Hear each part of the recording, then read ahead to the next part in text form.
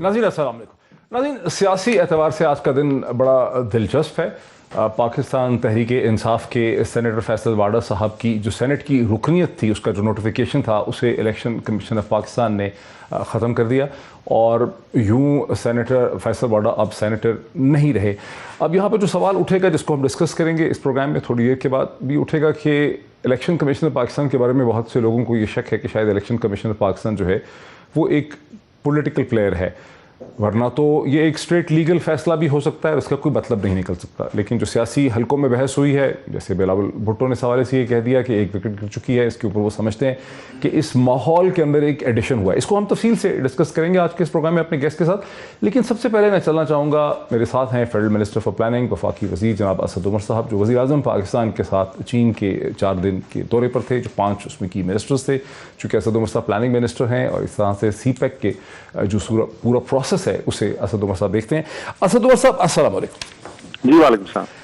असद उमर साहब, ये जो आपका 4 रोज़ा दौरा था, जिसके हवाले से बहुत चहमगोइयाँ भी हुई, बदगुमानी भी हो गई, फिर हमारे सामने आया कि ये बड़ा कामयाब दौरा रहा है, प्लानिंग के पॉइंट ऑफ व्यू से क्या बुनियादी तौर पे आप बताएंगे कि क्या ऐसा ब्रेक थ्रू हुआ है, क्या ऐसी कमिटमेंट हुई है? पॉलिटिकल रेटरिक तो अपनी जगह पे, जिससे हम कह सकते हैं कि चीज़ें आगे की तरफ चल पड़ी। देखिए डॉक्टर साहब, जो हमारा CPEC 2.0 जिसको हम कहते हैं, पहला फेज जो था वो इंफ्रास्ट्रक्चर के बारे में था, वो दूसरा जो है वो बुनियादी तौर पे इंडस्ट्री सनत है, उसके अंदर ज़राअत है, उसके अंदर इंफॉर्मेशन टेक्नोलॉजी है, ये तमाम चीज़ें हैं। तो उसके लिए जो बुनियादी ढांचा है इंडस्ट्रियल कोऑपरेशन फ्रेमवर्क का, वो इस विजिट के अंदर वो साइन हुआ, उसके ऊपर एग्रीमेंट हो गया पाकिस्तान और चाइना के। तो वो एक बुनियादी बिल्डिंग ब्लॉक बन गया आपका इन तमाम सेक्टर्स के अंदर जो हमारी कोऑपरेशन होनी है, जो इंडस्ट्रियल इन्वेस्टमेंट को एक्सेलरेट करना है आगे, जो ज़राअत के अंदर कोऑपरेशन होनी है, जो इंफॉर्मेशन टेक्नोलॉजी के अंदर होनी है, वो तमाम चीज़ों का बुनियाद जो है वो इस इंडस्ट्रियल कोऑपरेशन फ्रेमवर्क के जरिए होगा। तो एक तो सबसे बड़ी चीज़, तो बहुत बड़ा माइलस्टोन तो ये हुआ। उसके अलावा जो है एक चीज़ जो ज़रा हमने मुख्तलिफ की पहले से, और उसके ऊपर हम पिछले कोई 3-4 माह से काम कर रहे थे, कि बजाय कि हम सिर्फ ये जाके कहें कि जी हम चीन से चाहते हैं कि यहाँ पे सरमायाकारी हो, हमने बड़ी मेहनत करके एक डॉक्यूमेंट बनाया, उसको पिच बुक हम कहते हैं, और बेसिकली के इन्वेस्टमेंट पिच करने के लिए कि पाकिस्तान में सरमायाकारी क्यों करें चीन के सरमायाकार, इसलिए कि बहुत हमारी अच्छी दोस्ती है। नहीं, हमने उनको बड़ी ठोस वजूहात दी, पूरा एक कंपेटिटिव एनालिसिस करके बताया कि क्यों है। अच्छा, वो सेक्टर्स कौन से थे? हमने वो देखी जो इंडस्ट्रीज जहां पे चीन जो है वो बैरूनी ममालिक के अंदर सरमायाकारी कर रहा है, ज्यादा सरमायाकारी कर रहा है, उन सेक्टर्स में से जो हमें पाकिस्तान की स्ट्रेंथ नजर आते थे उनके ऊपर। तो बड़ी एक सिस्टमैटिक तरीके से काम करके अब इन्वेस्टमेंट को अप्रोच किया जा रहा है, और तकरीबन 70 से 80 कंपनीज के साथ तो हमारी बराह रास्त मीटिंग जूम के जरिए हो गई थी जाने से पहले, और फिर आपको पता है कुछ MOUs भी वहां पर साइन हुए, और बहुत बड़े बड़े प्रोजेक्ट्स के लिए एक्सप्रेशन ऑफ इंटरेस्ट भी आए चाइनीज कंपनी से। असद उमर साहब, ML1 मेन रेलवे लाइन 1 के हवाले से कोई खबर नहीं आ सकी, जहां तक मैंने पढ़ा है लाइन बाय लाइन, जो 32 के 33 नुकाती जॉइंट स्टेटमेंट है, उसमें बहुत सी चीज़ों का जिक्र है, उसमें ML1 का कोई जिक्र नहीं है, जो गुज़िश्ता 1-1.5 साल से स्टक है, जिसके लिए चाइनीज इन्वेस्ट नहीं करना चाह रहे। क्या वजह है? देखिए, ML1 की तो वहां पे कोई ऐसी अनाउंसमेंट आने का उसका कोई वजह नहीं थी, क्योंकि ML1 के ऊपर एग्रीमेंट तो हुआ, भाई ये करना है। पेशरफ्त क्यों उसकी जरा स्लो हुई, वो आपको पता है कि जो उनके IPPs के जो पेमेंट्स थे वो ओवरड्यू क्योंकि जरा बढ़े हुए थे। तो साइनोश्योर जो इंश्योर करता है जो वहां से फॉरेन इन्वेस्टमेंट होती है पाकिस्तान के अंदर, उनको वो उनके कुछ सवालात थे, वो जाने से पहले उसके ऊपर भी बड़ा काम हुआ था। 100 बिलियन रुपीस की ECC ने अप्रूवल दी, 50 बिलियन पे कर दिए गए, और जिसको बहुत अप्रिशिएट भी किया गया। और इसलिए हमारे ख्याल में वो जो और रिवॉल्विंग अकाउंट का वो टेक्निकल डिटेल उसमें जाए बगैर एक बहुत बड़ा एक बुनियादी इशू था। शुरू में कमिटमेंट की गई, लेकिन ना पिछली हुकूमत के वक्त में वो रिवॉल्विंग अकाउंट खुला, ना भी हमारे वो खुला था, तो वो फाइनली जो है उसकी भी मंजूरी दे दी गई है। तो जो कुछ बुनियादी वजूहात थी जिसकी वजह से लार्ज स्केल जो डेट फाइनेंसिंग वहां से आनी थी, उसके अंदर कुछ कदगन पैदा हो रही थी, वो रिमूव कर दी गई है। इंशाल्लाह ताला अब आगे उस पर। तो आप एज प्लानिंग मिनिस्टर हमें क्या बताते हैं कि क्या बहुत जल्दी मेन रेलवे लाइन 1 ML1 के ऊपर काम शुरू हो जाएगा?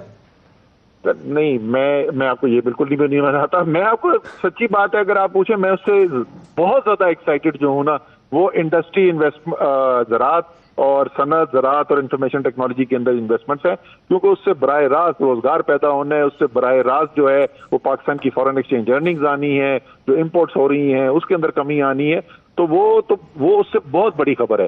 ML1 ایک اہم منصوبہ ہے, وہ ایک منصوبہ ہے, اس کے اوپر بھی کام ہو رہی ہے, اس پہ پیش رفت ہو رہی ہے, اور یہ جب اب روڈ بلاک کلیئر ہو گیا اب جو ہے وہ ML1 فائنینسنگ کے اوپر سیریس نیگوسیشن ہو سکتی ہیں, تو وہ فائنینشیل نیگوسیشن جیسے ہی کامیاب ہو جائیں گی تو وہ بھی منصوبہ انشاءاللہ شروع ہو جائے گا.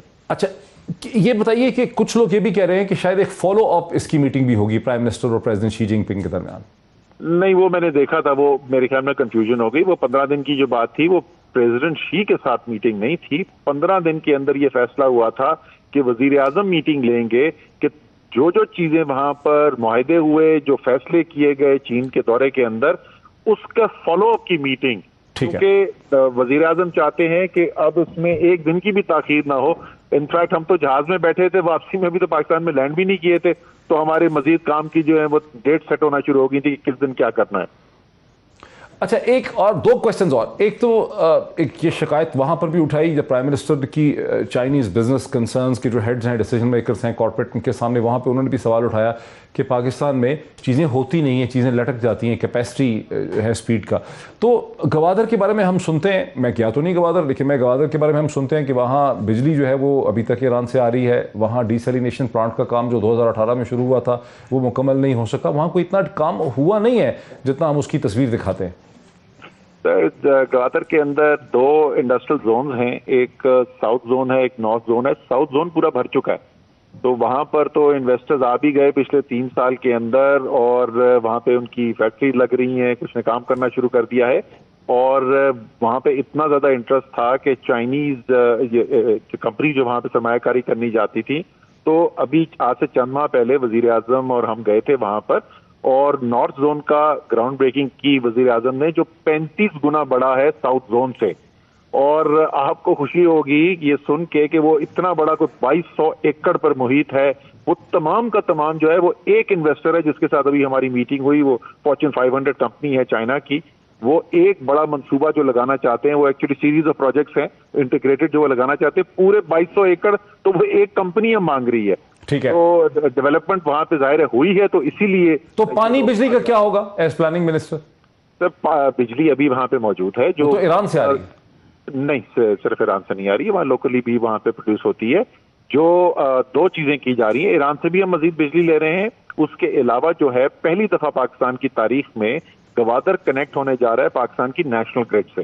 وہ منصوبہ جو ہے وہ اس وقت ہماری NTDC اس منصوبے کے اوپر کام کر رہی ہے, انڈر امپلیمنٹیشن اس کی فزیکل ورک سٹارٹ ہو رہا ہے, اور 2023 کے مارچ یا اپریل تک پہلی دفعہ پاکستان کی تاریخ میں گوادر جو ہے وہ پاکستان کی نیشنل گریڈ کے ساتھ کنیکٹ کر دیا جائے گا, اور وہ جنوبی بلوچستان کا باقی جو علاقہ ہے اس کو بھی اس سے بجلی ملے گی. اچھا لاسٹ کوشچن, جو ریٹرن آف انویسٹمنٹ کی شکایت ہے بہت سے لوگوں کو کہ 28% انرجی پروجیکٹس پہ, اس پہ تو نہیں کوئی بات ہوئی کہ اس کو کوئی ریشنلائز کیا جا سکے؟ دیکھیں وہ تو الگ فیصلہ پہلے کر دیا گیا تھا کہ جو سی پیک کے پروجیکٹس ہیں اس کو ہم اب چھیڑ نہیں رہے ہیں, کیونکہ وہ ایک مجموعی طور پہ آپ نے دیکھنا ہوتا ہے. ہماری جو تعلقات ہیں چین کے ساتھ وہ بہت اور طریقے ہیں, جس طریقے سے جس میں کے تحت آپ جانتے ہیں چین ہماری مدد کرتا ہے, تو ہم ان انویسٹمنٹس کو نہیں چھیڑنا چاہتے تھے. ایک آپ نے وہ ایز آف ڈوئنگ بزنس والا سوال کیا تھا, میں یہ بھی بتا دوں ایک ڈیولپمنٹ یہ بھی ہوئی ہے, 2 انفیکٹ ڈیولپمنٹ ہے. ایک تو یہ کہ سی پیک اتھارٹی کے اندر جو پلاننگ منسٹری کے ماتحت ادارہ ہے, وہاں پر فیسیلیٹیشن سینٹر بنایا جا رہا ہے چائنیز انویسٹرز کے لیے, تاکہ بالکل 1 اسٹاپ شاپ ہو اور ان کے پاس جو بھی مسائل ہوں وہاں پر آ سکے. دوسرا, قانون میں بھی ترمیم کی جا رہی ہے تاکہ یہ جو NOCs دینے کے لیے اور منظوریاں لینے کے لیے مہینوں لگ جاتے تھے, وہ سب ان کا ٹائم بچایا جا سکے, اور جیسے ہی وہ آئے انویسٹر تو وہ فوری طور پر یہاں اپنا کام شروع کر دیں. بہت شکریہ اسد عمر صاحب, وفاقی minister for planning. Asad Umar صاحب ساتھ تھے وزیر پاکستان کے چین کے 4 دورے پہ, اور اس حوالے سے بہت سی اہم چیزوں پر, تفصیلات پہ, جو کی پوائنٹس ہیں اس پہ روشنی ڈال رہے تھے. میں پاکستان کی داخلی سیاست کی طرف واپس آتا ہوں. اسٹوڈیوز میں میرے ساتھ تشریف رکھتے ہیں علی پرویز ملک صاحب, جو MNA ہیں, لیڈر ہیں, PMLN کے ابھرتے ہوئے لیڈر ہیں. میرے ساتھ اسٹوڈیو تشریف رکھتے ہیں اندلیب عباس صاحبہ, پاکستان تحریک انصاف کی رہنما ہیں, جو مجھے جوائن کریں گی اسی ڈسکشن کے اندر, اور میرے ساتھ پاکستان پیپلز پارٹی کے رہنما جناب سردار نبیل قبول صاحب بھی ہوں گے. Very warm welcome to all. میں ناظرین آپ کو تھوڑا سا اسی چیز پر واپس لے جاؤں کہ فیصل واڑا صاحب کی سینٹ کی رکنیت جو ہے اسے الیکشن کمیشن پاکستان نے ختم کر دیا. عام بظاہر تو دیکھنے میں یہ قانونی فیصلہ ہے کیونکہ ان کا ایفیڈیوٹ کہا جاتا ہے کہ ٹھیک نہیں تھا جو انہوں نے 12 جون 2018 کو دیا تھا. یہ مسئلہ بہت دیر سے چل رہا ہے. انہوں نے نیشنل اسمبلی کی رکنیت سے انہوں نے استعفیٰ دے دیا, اس کے بعد وہ سینٹ میں آ گئے. لیکن جو ہے دوسری طرف لوگ یہ بھی سمجھتے ہیں کہ الیکشن کمیشن آف پاکستان ایک بہت سیاسی قسم کا ادارہ بن چکا ہے. لوگوں کو شک ہے اور اس کا یہ فیصلہ آنا جو ہے ایک ایسے ماحول پہ جبکہ اپوزیشن سڑکوں پہ پروٹیسٹ کرنے کی بات کر رہی ہے, حکومت کو ڈسلوج کرنے کی بات کر رہی ہے, شاید اس کی کوئی سیاسی اہمیت ہوگی. وہی چیز ہے جس کی طرف بلاول زرداری بھٹو صاحب نے اس کا ٹویٹ بھی کیا, اور آج جب وہ کہیں بول رہے تھے تو انہوں نے یہ کہا بھی, انہوں نے ٹویٹ میں یہی کہا کہ عمران خان کی وکٹیں جو ہیں وہ گرنا شروع ہو گئی ہیں. تاہم جو وفاقی منسٹر آف انفارمیشن ہے فواد چودھری صاحب وہ اس امپریشن کو ڈسکاؤنٹ کرتے ہیں, وہ اس کو کوئی امپورٹنس نہیں دیتے. سنیں کیا کہتے ہیں فواد چودھری صاحب. فیصل واڈا جائے گا آگے عدالت میں انشاءاللہ. کہاں طوفان آیا؟ یہ جو مخالف یہ تو ایسے چھوٹے موٹے چوہے بھاگ رہے ہیں اس لیے شور ہو رہا ہے. اپیل کے لیے جائیں گے سر؟ ہاں اپیل کے لیے جائیں گے؟ فیصل فیصل کے بل دیتے جائیں گے. وہ تو فیصلہ ہی الیکشن کمیشن کا تو فیصلے پہلے ہی پتہ ہوتے ہیں. یعنی فواد چودھری صاحب تو کہتے ہیں کہ الیکشن کمیشن کے فیصلے پہلے ہی پتہ ہوتے ہیں. وہی چیز ہے جس کی طرف میں اشارہ کر رہا ہوں کہ الیکشن کمیشن آف پاکستان کے بارے میں متاثر ہے کہ یہ ایک پولیٹیکل پلیئر بن چکا ہے پاکستان کی سیاست کے اندر. خواجہ سعد رفیق صاحب جو ہیں انہوں نے ایک بڑی کلیئر قسم کی انہوں نے بات کی ہے کہ اب تحریک انصاف کی عمران خان کی حکومت کے جانے کا وقت آ چکا ہے. پہلی بار پی ایم ایل این عدم اعتماد کا جو اقدام ہے اس پہ سنجیدگی سے سوچ رہی ہے. یہ اگلے چند دنوں میں فیصلہ ہوگا, دھاوا بولنا ہے تو نہیں بولنا, بولنا ہے تو کیسے بولنا اور کس سطح پہ جانا. میرا خیال ہے عمران خان صاحب کی حکومت کا جانا ٹھہر چکا ہے. ان کے جانے میں ہی پاکستان کی بہتری ہے کیونکہ وہ بری طرح ناکام ہوئے ہیں. ہمارا خیال ہے وہ جتنا ٹائم تھا اس سے زیادہ لے گئے, ان کا ٹائم آؤٹ ہو گیا میرا خیال ہے. جتنے اعتماد سے عدم اعتماد کی بات کی ہے خواجہ سعد رفیق صاحب نے, اسی اعتماد سے وزیر اعظم جناب عمران خان صاحب نے بھی دوسری طرف سے اس کا جواب دیا. وہ جو علاج کروانے گیا تھا اپنا باہر, ایک مجرم کہتا جی بڑی دل کی بیماری ہے, ابھی وہ چل رہی ہے کہ وہ سیڑھیوں پہ چڑھتا جا رہا ہے دل کی بیماری کے ساتھ, اپنی فیکٹریاں دیکھ رہا ہے جا کے وہاں. کوئی وکیل کہہ رہے ہیں کہ جناب اس کو پھر سے موقع دو ملک لوٹنے کا, لائف ٹائم بین اس کا ختم کرو. ٹی وی پہ آ رہا ہے جناب وہ ایک چور دوسرے چور سے ملنے جا رہا ہے, اسی کے اوپر کہہ رہا تھا پیٹ پھاڑ کے پیسے نکالوں گا, آج اس کو مل رہا ہے کیونکہ ڈر لگا ہوا ہے سب کو عمران خان کا. تو جلدی پڑی ہوئی ہے سب کو کہ جلدی جلدی اس کو فارغ کرو, نہیں تو ہم سارے اکٹھے چلے جائیں گے جیل میں. جی یہیں سے ڈسکشن کا آغاز کرتے ہیں. جناب علی پرویز ملک صاحب, جو بلاول بھٹو کو لگ رہا ہے کہ وکٹیں گر رہی ہیں, پہنچنے سے پہلے ہی وکٹیں گر جائیں گی, فیصل واڑا کی جو سینٹ کی ختم ہوئی ہے, آپ بھی اس کو اسی طرح سے دیکھتے ہیں یا آپ سمجھتے ہیں کہ ون آف کچھ ہو گیا؟ بسم اللہ الرحمن الرحیم. بہت شکریہ ڈاکٹر صاحب, آپ نے اپنے پروگرام میں یاد کیا. دیکھیں میں ذاتی طور پہ یہ جو اسیسمنٹ ہے جس کے اندر آپ ایک آئینی ادارے کو ایک سیاسی پلیئر کے طور پہ پیش کر رہے ہیں, میں اس کے ساتھ اختلاف کرتا ہوں. دیکھیں جہاں تک یہ فیصل واوڈا صاحب کی ڈسکوالیفیکیشن کا معاملہ ہے, یہ سمپل ایک فیکچول انویسٹیگیشن ہے. جب انہوں نے کاغذ جمع کروائے تو کیا وہ ڈیول سٹیزن اس وقت تھے کہ نہیں تھے, اور اس فیصلے کے خلاف اگر کسی کو تحفظات ہیں تو وہ سپریم کورٹ میں جا کے اس کو چیلنج کر سکتا ہے. تو میرے خیال سے آئینی اداروں کو اس طرح سے کنٹروورشل ہمیں نہیں بنانا چاہیے. اور جہاں تک یہ فیصل واوڈا صاحب کا معاملہ ہے, میرے خیال سے the lesser said the better, کیونکہ ان کا جو کانڈکٹ رہا ہے پچھلے 3 سال کے اندر وہ سب کے سامنے آیا ہے. جو زیادہ امپورٹنٹ ہے وہ یہ ہے کہ جو ہمارے ثاقب اور امین وزیر اعظم صاحب ہیں, انہوں نے اس ایسے معاملات کو کس طرح سے ہینڈل کیے. اور میں آپ سے اجازت لیتے ہوئے صرف 2 چھوٹی سی آپ کو مثالیں دوں گا. مجھے بتائیں وزیر اعظم صاحب کو کیا یہ معلوم نہیں تھا کہ جو فیصل واوڈا صاحب ہیں انہوں نے غلط ایفیڈیوٹ جمع کروایا ہے, تو اور اسی وجہ سے انہوں نے ان کو نیشنل اسمبلی کی سیٹ سے استعفیٰ دینے دیا اور اس کے بعد سینٹ کی ٹکٹ ایوارڈ کی. تو مجھے بتائیں کیا وہ یہ طریقہ کار جو ہے جو وزیر اعظم صاحب بتاتے تھے یہ کیا ان کی جو آفس ہے اس کے مطابق ٹھیک ہے؟ دوسری بات یہ کہ آپ سے میں گزارش کروں گا کہ جو جسٹس یحییٰ افریدی صاحب کا جو نوٹ ہے جو سپریم کورٹ میں جو ان کا پروجیکٹ گیٹ جسٹس فائز عیسیٰ تھا اس کے اوپر جو نوٹ آئے وہ کائنڈلی پڑھیں. اس کے کے اندر بھی جو وزیر اعظم صاحب کا میل آف آئی ڈی ہے اسی طرح ایک دفعہ پھر سامنے آتا ہے، کیونکہ اس میں بڑا کلیئرلی لکھا ہے کہ جی آپ نے انکم ٹیکس آرڈیننس کے جو قوانین ہیں اس کی خلاف ورزی کر کے آپ نے شہزاد اکبر صاحب نے اور فاروق نسیم صاحب نے یہ کارروائی کا آغاز کیا، اور جب ریفرنس بھیجا گیا تو prime minister was aware of that, اور پرائم منسٹر کا میل آف آئی ڈی وہاں پہ ختم نہیں ہوتا. اس کے بعد جب انہوں نے جا کے منی بجٹ کے اندر پوسٹ فیکٹو امیونٹی دی ان افسروں کو جنہوں نے یہ قانون توڑا، تو اس میں میل آف آئی ڈی ان کا اسٹیبلش ہو گیا. سو واٹ از مور اندلیپ کو بھی لے لوں. میں صرف گزارش سے بریک آ جائے گی نا بعد میں. اندلیپ عباس صاحب کوئک ریجوائنڈر ٹو جو کہہ رہے ہیں علی وزیر صاحب، علی پرویز ملک صاحب جو کہہ رہے ہیں. سوری دیکھیں بات یہ ہے کہ آپ پھر جو ہمارے جو پریزنٹ چیف جسٹس ہیں عمر عطا بندیال کا ذرا نوٹ وہ بھی پڑھ لیں. اگر آپ نے یہی کرنا ہے کہ آپ نے اپنی پک اینڈ چوز کرنی ہے چیزیں تو وہ تو بہت ہیں، لیکن بات کیا ہے؟ بات سب سے امپورٹنٹ یہ ہے کہ اس وقت ان کا بیانیہ ہر قسم کا ہو گیا فیل. پہلے یہ نکلے تھے کہ جی وہ نااہل ہے، یہ گروتھ ریٹ جو ہے وہ نیگیٹو ہے، یہ وہ. اب وہ ان کے منہ پہ لگ گئی چپ. ساری دنیا کے اداروں نے، world bank, world economic forum کی ابھی گلوبل کمپیٹیٹیونیس رپورٹ آئی ہے جس میں انہوں نے کہا ہے کہ آفرین ہے اکانومی پہ، معیشت پہ، لیڈرشپ کے ویژن پہ. آپ نے غربت جیسے احساس پروگرام سے کم کی ہے. دنیا کے ٹاپ 4 پاورٹی پروگرامز میں شامل ہو گیا احساس. یہ 2 سال جو کرونا میں انہوں نے کیا ہے. اس کے بعد آئی ایم ایف نے اور سب نے کہا ہے کہ جی یہ پہلی دفعہ پاکستان میں سسٹینیبل گروتھ ہوگی، کیونکہ یہ قرضہ اور یہ اس کی بات نہیں ہے، یہ بات ہے ایکسپورٹ لیڈ گروتھ کی. کیونکہ ان کی جو گروتھ ہوتی تھی ہمیشہ بوروئنگ سے ہوتی تھی اور امپورٹ لیڈ ہوتی تھی. یہ کہہ رہے ہیں کہ فیصل واڈا کو سپورٹ کرنے میں وزیر اعظم کی میل آف آئی ڈی تھی. میں یہ کہہ رہا ہوں کہ جب ان کے اے ٹی ایم کی باری آتی ہے تو وزیر اعظم صاحب کے سارے اصول ایک سائڈ پہ ہو جاتے ہیں. کو سپورٹ جو کیا عمران خان نے وہ میل آف آئی ڈی تھی. میری بات سنیں، میں ہر دفعہ پروگرام میں آ کے کہتی ہوں کہ بھائی یہ سال سے بیٹھے ہیں اور آ کے چیختے رہتے ہیں. پہلے انہوں نے وہاں مریم نے کہا سردی بڑی ہے اور وہ مینار پاکستان پہ کوئی نہیں آیا. اس کے بعد کہا جی لانگ مارچ ہوگا، کوئی نہیں کیا. اس کے بعد کہا جی استعفے منہ پہ مارو، استعفے جیب میں ڈال لیے. اس کے بعد کہا جی کہ ہم مظاہرے کریں گے، کوئی نہیں کیا. 1 سال ہو گیا ہے اور وہ پاکستان ڈیڈ موومنٹ ہو گئی. اب بیانیہ جو اکانومی کا تھا وہ بھی بیٹھ گیا، بیانیہ جو تھا کہ ہم جی باہر نکلیں گے دھاندلی کا وہ بھی بیٹھ گیا. اب ان کے پاس کچھ نہیں ہے سیل کرنے کو.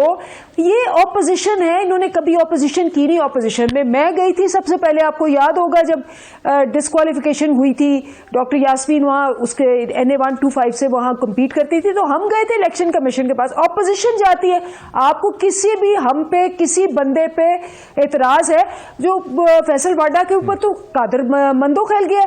یہ اسی طرح جانا چاہیے آپ کو جس پہ یہاں بیٹھ کے صرف کہنا جی یہ کیوں نہیں ہوا وہ کیوں نہیں ہوا. آپ اپنی دھاندلی نہیں پروف کر سکے. آپ کو 3.5 سال ہو گیا، آپ نے وائٹ پیپر یلو پیپر کچھ بھی نہیں لکھا. یہ آپ کا کام ہے. ہم تو کہتے ہیں یہ نہیں ہے، ہم کہتے ہیں یہ بالکل نہیں ہے. آپ کا کام ہے آپ جائیں عدالتوں میں جائیں پروف کریں گے اپوزیشن ہوتی کس لیے.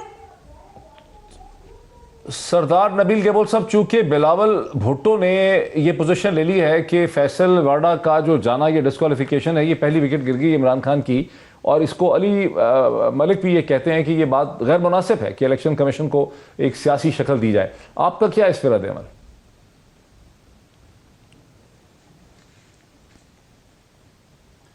دیکھیں الیکشن کمیشن کو تو کنٹروورشل کس نے بنایا؟ اپوزیشن نے تو نہیں بنایا. پہلے دن سے اگر آپ دیکھیں گورنمنٹ کی اور ہمارے سب سے مین ادارہ ہے ظاہر الیکشن کمیشن، ان کی آپس میں تو لڑائی چل رہی ہے. آج آپ نے خود سنا کہ فواد چودھری نے کیا کہا الیکشن کمیشن کے بارے میں، کیا یہ تو ہمیں پتہ تھا یہ کیا کرنے جا رہے ہیں. بات یہ ہے کہ الیکشن کمیشن کو کام کرنے نہیں دیا جا رہا ہے. الیکشن کمیشن نے کہا EVM کے خلاف جب انہوں نے اپنے ریمارکس دیے اس پر بھی انہوں نے نہیں مانا اور بل پاس کرا دیا. اب بات یہ ہے کہ جی ایک ڈیسیشن آ گیا جس کو روکنے کی انہوں نے بہت کوشش کی. انہوں نے جوڈیشری سے سٹے لے لیا، انہوں نے فورن فنڈنگ کا سٹے لیا، انہوں نے جو ہے اگر فیصل واڈا کا آج ڈسکوالیفیکیشن ہوا ہے تو 2018 کے نامینیشن پیپر کے اوپر جو انہوں نے غلط یہ جھوٹ جو ہے لکھا ہوا تھا اس کے وجہ سے ڈسکوالیفیکیشن ہوا ہے. تو اس کا مطلب وہ ایک ڈسکوالیفائڈ منسٹر بھی تھے, وہ ڈسکوالیفائڈ ایم این اے تھے, لیکن پھر بھی اس کو نوازنا تھا عمران خان صاحب کو, تو انہوں نے سینٹ شپ اس کو دیا. اس کا مطلب یہ کہ حالیہ جو بل پاس ہوا ہے اسٹیٹ بینک کا, یہ جو منی بجٹ کا بل پاس ہوا ہے, اس میں بھی ووٹ جو ہے ان کا فیصل واڈا کا, تو وہ بھی میرے خیال میں جو ہے سارا کچھ غلط ہو گیا. بالکل صحیح کہہ رہے ہیں. پورا آرکیٹیکچر جو ہے, تو یہ پورا جو آرکیٹیکچر ہے ووٹنگ پیٹرن کا سینٹ کے, اسے چیلنج کیا جا سکتا ہے. بالکل صحیح کہہ رہے ہیں. میں ایک بریک لے لوں. میں صرف جانے سے پہلے یہ بتا دوں کہ بھٹو صاحب نے کہا کیا. بلاول بھٹو نے کہا کہ پاکستان پیپلز پارٹی کے عوامی مات سے قبل ہی عمران خان کی وکٹیں گرنا شروع ہو گئی ہیں. پاکستان پیپلز پارٹی کے قانونی ماہرین کی بدولت ایک نالائق سینیٹر نااہل ہو چکا ہے. اسلام آباد پہنچنے سے قبل ان کی مزید وکٹیں گرائی جائیں گی. چیئرمین پاکستان پیپلز پارٹی. ایک بریک لیتے ہیں, بریک کے بعد مزید سمجھتے ہیں کہ اس کی امپلیکیشن پولیٹیکل کیا ہوں گی آفٹر دا بریک. ناظرین ویلکم بیک. بات کو آگے بڑھاتے ہیں. علی پرویز ملک صاحب میرے اسٹوڈیو میں. آپ وکیل بھی ہیں نا؟ نہیں سر, آپ وکیل نہیں. اچھا, مطلب آپ اتنا اچھا آرگیو کرتے ہیں, کیسا لگتا ہے کہ آپ جو ہیں وکیل ہیں. اچھا, آپ کا جو فیکچوئل یعنی اسٹینڈ پوائنٹ ہے وہ کیا ہے کہ فیصل واڈا جو ہے جو ریننسیشن کا پروسیس ہے, جو مجھے یہ پتا چلا ہے, میں صرف میں چاہتا ہوں لوگوں کو پتا چل, جی میرا اندازہ غلط ہے, میں آپ کی طرف بھی آتا ہوں, بالکل تیار رہیں آپ. ایک عام آدمی جو ہے ناظرین, اس کا ویو یہ ہے کہ فیصل واڈا نے ویٹ کیا الیکشن تک, 25 جولائی 2018 تک, اور جب اس کو پتہ چل گیا فیصل واڈا کو کہ میں الیکشن جیت گیا ہوں, تب اس نے اپنی امریکن شہریت کینسل کرنے کا پروسیس شروع کیا. دوسری طرف سے فیصل واڈا کی جو سورسز ہیں وہ یہ کہتے ہیں کہ اس نے ریننسیشن کا پروسیس بہت پہلے شروع کر دیا. امریکن کاؤنسلیٹ سے اپنا پاسپورٹ کینسل کر کے, پاکستان کا جو نائکوب کارڈ ہے وہ کینسل کر کے, اس نے آر او کے سامنے وہ چیزیں رکھیں. وہاں پر وہ ٹیکنیکلی طور پہ پھر بھی غلط تھا, بیکاز اس وقت تک اس کی ڈوئل سٹیزن شپ ختم نہیں ہوئی تھی. پروسیس شروع ہو گیا تھا ریننسیشن کا. ریننسیشن کے پروسیس کو ختم ہوتے ہوئے کئی ہفتے لگتے ہیں. یہاں سے ہم بات کا آغاز کرتے ہیں. یہ بات صحیح ہے فیکچولی, کیونکہ عام آدمی یہی سمجھتا ہے کہ الیکشن کے بعد اس نے ریننسیشن شروع کی. دیکھیں ڈاکٹر صاحب, جب آپ اپنے نومینیشن فارمز جمع کرواتے ہیں, وہاں پہ آپ انڈر ٹیکنگ دیتے ہیں کہ آپ کے پاس پاکستان کے علاوہ کوئی اور شہریت نہیں ہے. اس کے بعد اگر انہوں نے ایک دن بعد بھی وہ ریننسیشن کا پروسیس سٹارٹ کیا ہے تو امٹیریل ہے. اور اگر ان کے تحفظات ہیں اس فیصلے کے اوپر, تو ان کے پاس اپیل کا فورم موجود ہے, وہ اس کو کانٹیسٹ کر لیں گے. میرا تو پوائنٹ ہی یہ نہیں ہے, کیونکہ میڈم نے تو ڈائریکشن ہی اس کنورسیشن کی کسی اور طرف لے گی نا. میں کہہ رہا ہوں وہ ہوتا یہ نا کہ بات آگے چلی جاتی ہے, میں اسی پہ سب تک نہیں ڈاکٹر صاحب, پہلے آپ مجھے یہ بتائیں کہ وزیر اعظم صاحب جانتے بوجھتے کہ وہ ڈسکوالیفائی ہونے جا رہے تھے, ان کو انشورنس آفر کی کہ نہیں کی؟ تو مجھے بتائیں, جب ان کے اے ٹی ایم کا معاملہ آتا ہے تو ان کو ہر قسم کی سارے جو ان کے اصول ہیں وہ سائڈ پہ کی ہو جاتے ہیں. That is the point. وہ آپ secondary trustee argument build up کرتے ہیں, اصل چیز رہ جاتی ہے. پہلے اس کو کلیئر کر لیں, بیکاز بہت زیادہ پاکستانی لوگ یہ سمجھتے ہیں کہ ریننسیشن شروع ہی نہیں کی تھی. سردار نبیل قبر صاحب, آپ کی کیا انڈرسٹینڈنگ ہے کہ فیصل واڈا نے امریکن شہریت کینسل کرنے کا پروسیس شروع کر دیا ہوا تھا اس وقت, یا اس نے الیکشن کے بعد وہ پروسیس شروع کیا؟ بیکاز دونوں چیزوں میں بہت زیادہ فرق ہے, اور ریننسیشن میں کئی ہفتے لگتے ہیں, 2-3 مہینے لگ جاتے ہیں. آپ کا کیا ویو ہے؟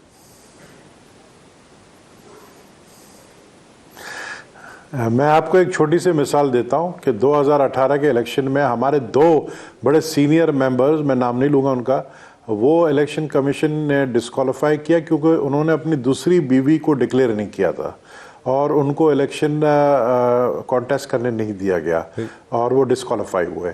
تو اگر آپ اپنے مطلب حقائق چھپاتے ہیں, اور اگر آپ کہتے ہیں کہ ہم نے پروسیس شروع کر دیا تھا, لیکن پروسیس آپ اس وقت تک امریکن یا کینیڈین سٹیزن تھے جب آپ نے یہ نامنیشن پیپر بھرا تھا, اور آپ نے اس میں جھوٹ لکھا تھا کہ میں پاکستانی ہوں, یعنی آپ کا جھوٹ ثابت ہوا, آپ صادق امین نہیں رہے, تو آپ کا ڈسکوالیفیکیشن بنتا ہے. آپ صادق امین نہیں رہے, آپ نے جھوٹ بولا. ایک تو اول یہ بات. لیکن مجھے سمجھ نہیں آتا ہے کہ عمران خان جو اپنے آپ کو اتنا نیک ظاہر کرتے ہیں, کہ اتنا سچا ظاہر کرتے ہیں, اتنا نان کرپٹ ظاہر کرتے ہیں, جب ان کو بھی پتا تھا یہ حقیقت, پھر بھی انہوں نے اس کو ایم این اے شپ سے ریزائن کروا کر ان کو سینٹ دلایا. اور وہ ہمارے پر تو مہربانی کی انہوں نے کہ ایم این اے کی بھی سیٹ جب ان سے ریزائن کروایا وہ ہمیں مل گئی, سینٹ کی بھی سیٹ ہمیں ہی انشاءاللہ ملے گی.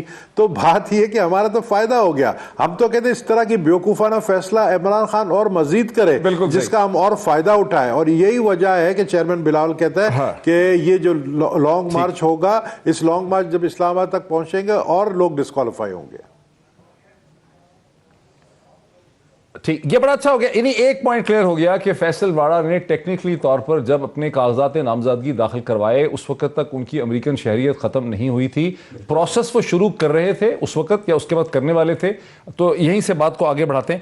اندلیب عباس صاحب, یہ تو بات ٹھیک ہے کہ فیصل واڑا کی ڈیفنس میں یہ بات کہی جا سکتی ہے کہ انہوں نے امریکن شہریت جو کہ بورن امریکن سٹیزن تھے اس کو چھوڑنے کا پروسیس انہوں نے شروع کر دیا, اور جب 25 جولائی کا الیکشن ہوا تو وہ پروسیس شروع کیے ہوئے کئی ہفتے گزر چکے تھے. اس کے بعد ان کی ریننسیشن ہوگی. لیکن یہاں پر اب ٹیکنیکل ایشو ہے قانونی کہ جب انہوں نے کاغذات نامزدگی داخل کروائے تھے جون کے مہینے میں تو اس وقت کبھی ان کی ریننسیشن نہیں ہوئی تھی, لیکن اس کے سوچے سمجھے اور اس کے باوجود وزیر اعظم نے ان کو سپورٹ کیا سینٹ کی سیٹ کے لیے. اس پہ کیا جواب ہے آپ؟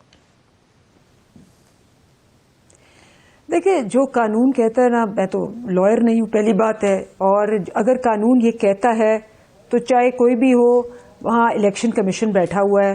اسی الیکشن کمیشن کو جو آپ کہہ رہے ہیں کہ بالکل صحیح کہا, تو پیپرز کون دیکھتا ہے؟ میں تو نہیں ہوں پیپرز دیکھتی, خان صاحب تو نہیں ہے پیپرز دیکھ رہے, کوئی پی ٹی آئی والے پی ایم ایل این والے تو پیپرز نہیں دیکھ رہے, وہاں الیکشن کمیشن کے لوگ بیٹھے. ریٹرننگ آفیسر نے پیپر ان کے ویریفائی کیے, لوگوں نے اگر ریٹرننگ آفیسر نے کیے یا پریزائڈنگ آفیسر نے کیے, جس نے بھی کیے, تو اس کا مطلب ہے کہ رسپانسبلٹی لائز آن دیم کہ وہ مجھے آپ کو کسی کو بھی ایکسپٹ ریجیکٹ کر سکتے ہیں. تو اگر وہاں وہ ایکسپٹ ہو گئے ہیں اور بعد میں جا کے کوشچن ہوئے, اور یہ ہوتا ہے, بالکل ہوتا ہے, آپ کو پتا ہے کہ پیپرز کے اوپر ہر سٹیج کے اوپر آبجیکشن ہوتی ہے, اور بالکل یہ دونوں پارٹیوں کا, اپوزیشن کا بھی, اور اس کا کام ہوتا ہے کہ اس پہ چیک اینڈ بیلنس رکھے.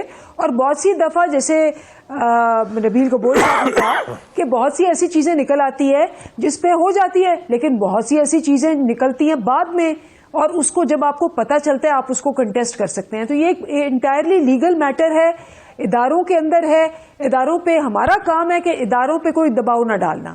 ہمارا کام ہے کہ اداروں کو فری چھوڑنا, کہ چاہے ہمارا بندہ ہے چاہے کسی اور کا بندہ ہے, آپ اس پہ آزادانہ فیصلہ کریں. ٹھیک ہے, ٹھیک ہے. وہ پرائم منسٹر والا سوال رہ گیا. پرائم منسٹر کا انہوں نے جواب اس کا نہیں دیا, اس پہ خاصی بحث ہوگی. ہم نے 1.5 پروگرام کا پارٹس اس پہ لگا دیے ہیں. جو خواجہ سعد رفیق صاحب نے ناظرین کہا کہ وقت جو ہے وہ آ چکا ہے پیپلز تحریک انصاف کی حکومت جانے کا, اس کے جواب میں اسے ملتا جلتا اسی کا سب نے جواب دیا ہے شیخ رشید احمد صاحب نے, وزیر داخلہ نے. انہوں نے کہا کہ مجھے تو لگ ہی نہیں رہا کہ یہ 23 مارچ تک بھی یہاں پر آئیں گے. ذرا وہ بھی سن لیتے ہیں. سیاسی طور پر یہ آپس میں کیا پیغام دیں؟ مجھے تو یہ 23 مارچ کو بھی آتے ہوئے دکھائی نہیں دیتے. یہ اب ہمارے اتحادیوں کا دروازہ کھٹکھٹا رہے ہیں. ہمیں اشاروں اور بیساکھیوں کا الزام دینے والے خود اشاروں اور بیساکھیوں کے تڑپے جا رہے ہیں. کچھ نہیں ملے گا. اسٹیبلشمنٹ نیوٹرل ہے اور وہ منتخب حکومت کے ساتھ ہے. جی علی پرویز مالک صاحب, یعنی خواجہ سعد رفیق صاحب ویری کانفیڈنٹ, دوسری طرف بھی سائڈ ویری کانفیڈنٹ. کیا ہو رہا ہے؟ دیکھیں, ایک چیز تو اسٹیبلش ہوگی نا آپ کی پہلی کانورسیشن کے اندر کہ وزیر اعظم صاحب کا جب سیاسی مفاد آئے گا یا کسی جگہ پہ کوئی اے ٹی ایم کا مسئلہ آئے گا تو ان کے سارے اصول یہ ایک سائڈ کے اوپر کر دیں گے. تو now moving on to this question. دیکھیں, جو پی ڈی ایم بنائی گئی تھی تو اس وقت کیا کوشش کی جا رہی تھی, وہ یہی تھی نا کہ اگر آپ اس حکومت کو ڈسلوج کرنا چاہتے ہیں تو سارے مل کے ایک ایفرٹ کریں. اور اس کی جو اسٹریٹجی بنائی گئی تھی وہ 2 فولڈ تھی. ایک تو یہ تھی کہ ان کی نالائکی کی وجہ سے جو عوام کے اندر غصہ ہے اس کو آواز دینے کے لیے سڑکوں کے اوپر ٹیمپریچر بڑھایا جائے. اور اس ٹیمپریچر بڑھانے کا مقصد یہ تھا کہ ان کے جو اپنے ممبران ہیں اور ان کے جو اتحادی ہیں ان کو بتایا جائے کہ یہ حکومت کتنی غیر مقبول ہو گئی ہے اور وہ ان سے کنارہ کشی اختیار کریں اور یہ اپنے وزن کے اوپر گر جائیں. تو that was one part of the strategy. جو دوسری اسٹریٹجی تھی وہ یہ تھی کہ ایوان کے اندر بھی یہ لڑائی کی جائے, اور اس کے اندر شہباز شریف صاحب بڑا خوبصورتی کے ساتھ جو ان کی آئینی ذمہ داری ہے وہ نبھانے کے لیے وہ کانفیڈنس بلڈنگ ایفرٹس کر رہے ہیں, ساری پارٹیز کو آن بورڈ کر رہے ہیں, اور ہم یہ اپنا آئین کے دائرہ کار میں رہتے ہوئے اپنی ساری ایفرٹس کرنا چاہتے ہیں. اگر اسٹیبلشمنٹ نیوٹرل ہو گئی ہے تو بہت اچھی بات ہے. ہمارا تو کلیم ہی یہ ہے کہ آئین کی بالادستی اس ملک میں ہونی چاہیے اور ہر ریاست کا ہر ادارہ جو ہے وہ اپنے دائرہ کار میں رہ کے کام کرے. تو میرا نہیں خیال اس میں کوئی ڈس ایگریمنٹ ہے. اور اندلیب صاحبہ کو بھی تسلی رکھنی چاہیے, ہم کوئی یہاں پہ لشکر کشی نہیں کرنے آ رہے, نہ پی ٹی وی کے اوپر حملہ کریں گے, نہ ہنڈی کی ترغیب کریں گے. تو ہم اپنا آئینی رائٹ ایکسرسائز کرنے آ رہے ہیں اور عوام کی تکلیف کو آواز دینا چاہتے ہیں. It is as simple as that. ہے. جی सरदार नबील गैबोल साहब, लेकिन इसके बावजूद ना तो तहरीक इंसाफ के लोग भी यही समझते हैं, बहुत से लोग जो इंडिपेंडेंट एनालिस्ट हैं वो समझते हैं कि 3.5 बरस में आपकी दोनों जमातों ने बहुत दफ़ा ऐसी बातें की, मिलके कोशिशें भी की, लेकिन हाल ही में सेनेट में जब स्टेट बैंक के हवाले से बिल आया, अमेंडमेंट बिल आया, तो वहाँ पर आपकी अक्सरियत थी, लेकिन वहाँ पर आपके लोग नहीं आ सके, जिस वजह से हुकूमत जो है अपना बिल पास करवाने में कामयाब होगी. और इसी चीज़ को बार बार अब दोहराया भी जा रहा है कि अगर आप सेनेट में जहाँ आपकी अक्सरियत थी वहाँ आप कामयाब नहीं हो सके तो बाकी सब चीज़ें भी आपकी हवा में हैं.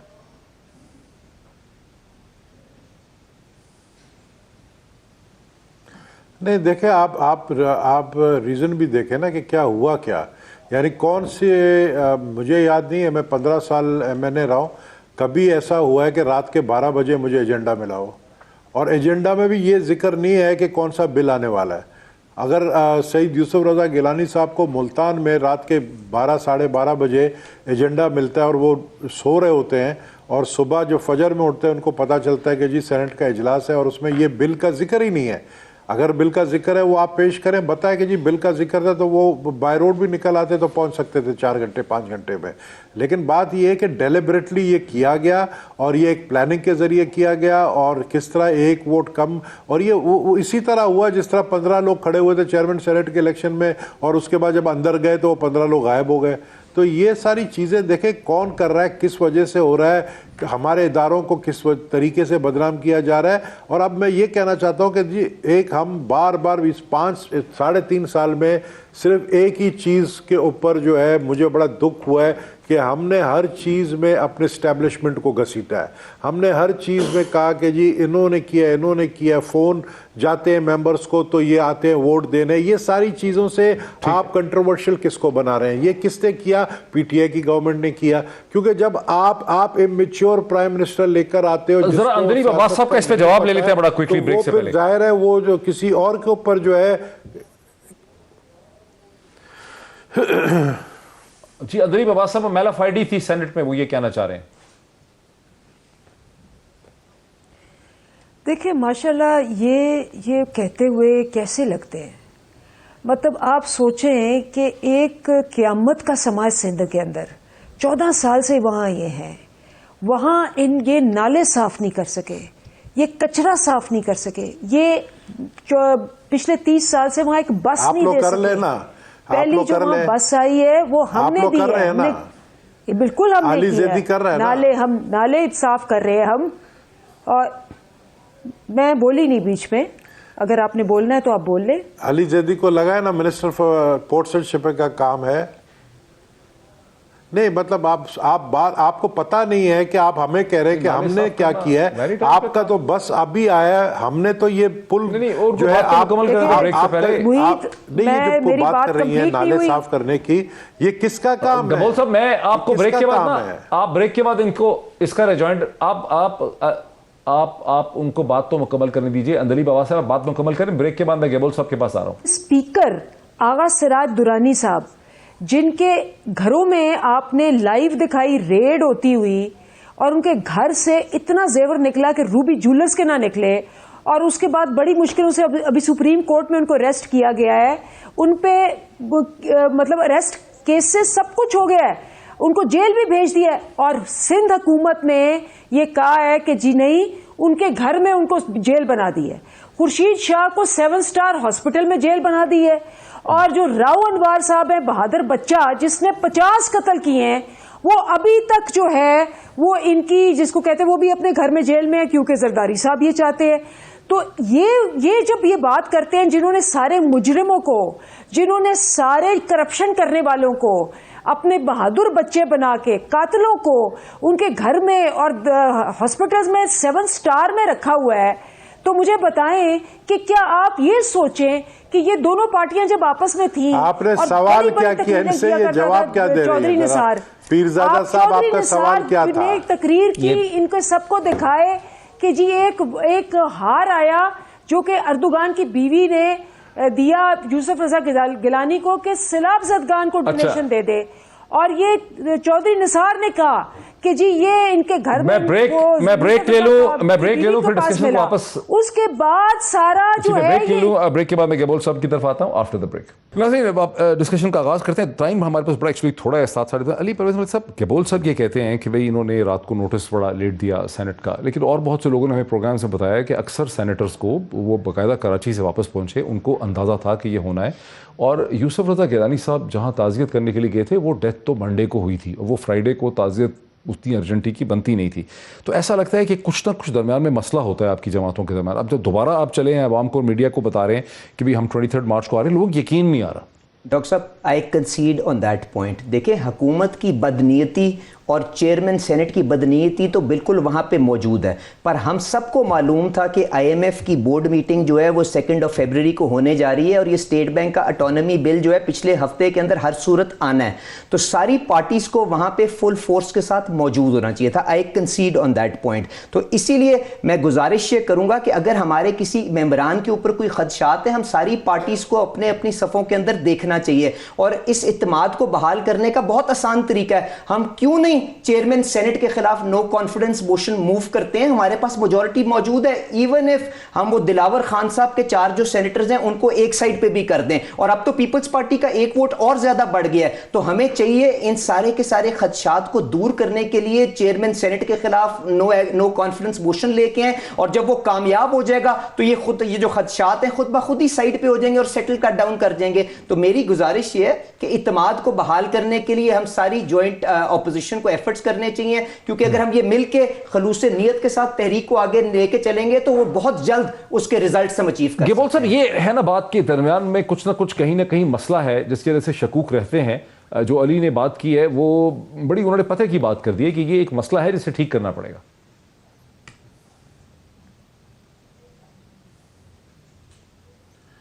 دیکھیں لوگ تو باتیں کرتے ہیں, ان کو اب ہم کیا بول سکتے ہیں, لیکن یوسف رضا گیلانی صاحب پرائم منسٹر رہے ہیں, ان کے کریکٹر کے اوپر یا ان کے کردار کے اوپر اس طرح کی باتیں کرنا بالکل نامناسب ہے. اور انہوں نے as a leader of the opposition استعفیٰ بھی پارٹی چیئرمین کے حوالے کیا, لیکن پارٹی چیئرمین نے ایکسیپٹ نہیں کیا. بہرحال بات یہ ہے کہ اگر آپ ایک طرف یوسف رضا گیلانی صاحب آپ کی پارٹی میں کئی دفعہ ہو چکا ہے کہ استعفے دیے ہیں, کبھی بھی ایکسیپٹ نہیں ہوا. دوسری طرف اس سینٹ لیٹ می کمپلیٹ دوسری طرف آپ پھر اس بندے کی بات کر رہے ہیں جو جھوٹ پر سینیٹر بنا, ڈسکوالیفائڈ شخص تھا, اس کے ووٹ کو آپ کاؤنٹ کرتے ہیں تو آپ اس کا ووٹ واپس کریں نا. اب تو ہم سپریم کورٹ میں جائیں گے کہ ایک ڈسکوالیفائڈ بندہ جس کی ڈسکوالیفیکیشن کی ورڈکٹ تیار پڑی ہوئی تھی الیکشن کمیشن کے پاس, جس کے اوپر سٹے لگایا گیا تھا کہ اس کو جو ہے وہ تو ضرور جائیے, لیکن اس کا کیا ہوا کہ سینٹ کے چیئرمین کے خلاف نو کانفیڈنس ووٹ لائیں؟ اٹ مینس کہ کنٹروورشل ہے, وہ آپ کا حق ہے, آپ جا سکتے ہیں سپریم کورٹ پہ, لیکن جو ووٹ آف کانفیڈنس عدم اعتماد کا ووٹ لانے کی بات کی علی نے چیئرمین سینٹ کے خلاف, اس پہ کیا آپ کا رد عمل ہے؟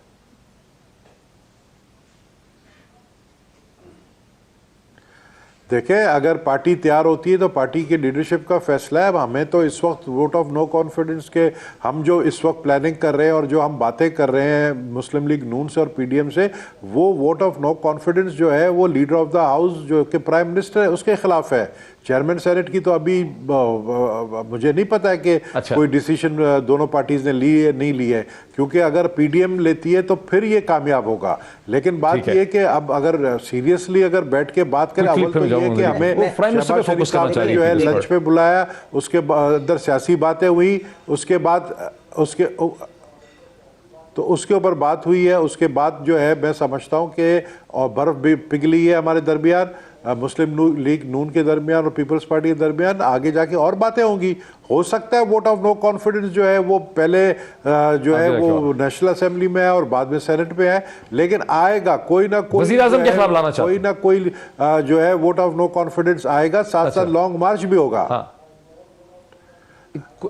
हम तो समझते हैं कि 70 सेकंड में अंदर ही हालात यही डॉक्टर साहब, मैंने किसी के ऊपर कोई इल्जाम नहीं लगाया। मैंने आपसे कहा था कि हम सबको अपनी सफों में देखने की जरूरत है और इत्तेमाद को बहाल करना है, और उसका सबसे आसान तरीका है नो कॉन्फिडेंस वहां पे लेके हैं जिस ऐवान के अंदर हमारे पास वोट मौजूद है, उसके बाद बात आपकी इंटेलिजेंट है। अंदलीब अब्बास साहिबा, आप इनसे खौफजदा क्यों नहीं हो रही? आपकी ये तो इकट्ठे हो गए हैं दोबारा आप लोगों के खिलाफ, आप सीरियसली नहीं ले रहे इस खतरे को?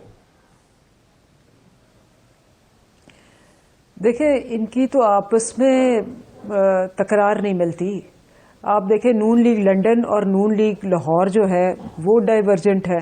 उसके बाद खाकान अब्बासी साहब कह रहे हैं कुछ और ख्वाजा आसिफ कुछ और कह रहे हैं। अब इनके बीच में आप देखें तो बिलावल साहब कुछ और कहते हैं, जरदारी साहब कुछ और कहते हैं, या आपस में इनकी तालमेल नहीं मिल रही। इन्होंने क्या करना है? साल हो गया है, आ रहे हैं, शेर आया, शेर आया, भाई आ भी जाओ। हाँ जी, अंदलीब अब्बास साहब, बहुत शुक्रिया। अंदलीब अब्बास साहिबा का, अली परवेज मालिक साहब का, जनाब सरदार नबील गबोल का, इसी तरह से असद उमर साहब का आज की डिस्कशन में। इस डिस्कशन का फैसला आपका। हमेशा की तरह फिर मुलाकात होती है। बहुत शुक्रिया।